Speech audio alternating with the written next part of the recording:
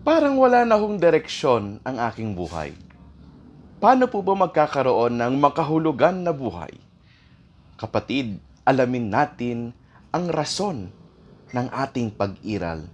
To know the very reason, to know the very purpose of our existence in life. Paano po natin malalaman ang ating purpose?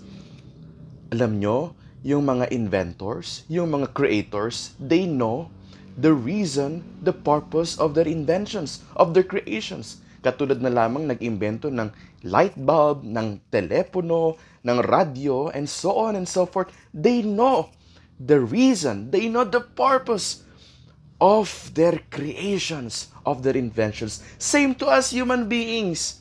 Ang pinaka nakakaalam ng purpose ng ating existence, ng purpose ng ating buhay, ay ang ating Creator. Kaya apart from Him, it is difficult to know our purpose in life. Apart from Him, it is difficult to live out the very purpose we have in life.